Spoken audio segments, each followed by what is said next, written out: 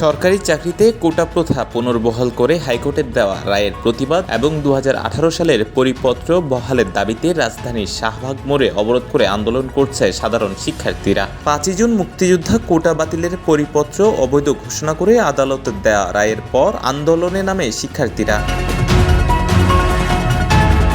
আন্দোলনরত শিক্ষার্থীরা কোটাকে বৈষম্য দাবি করে বলছেন, অনতিবিলম্বে প্রথা বাতিল করে মেধাবীদের মূল্যায়নের সুযোগ দেওয়া হোক। কোটা পুনর্বহালের প্রতিবাদে তাদের এই বিক্ষোভ। দাবি আদায় না হওয়া পর্যন্ত এই আন্দোলন চালিয়ে যাবেন তারা।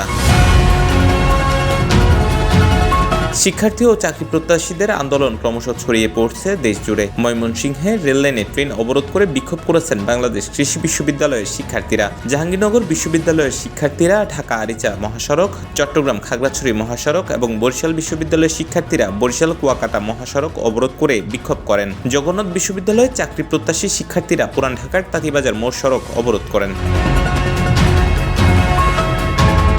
স্বাধীনতার পর নির্বাহী আদেশে সরকারি চাকরিতে কোটা পদ্ধতি প্রথা চালু করা হয়। ১৯৭৬ সাল পর্যন্ত এর রীতি ছিল মাত্র ২০%। ১৯৭৬ সাল পর্যন্ত রীতি ছিল মাত্র ২০% পদ মেধার ভিত্তিতে নিয়োগের।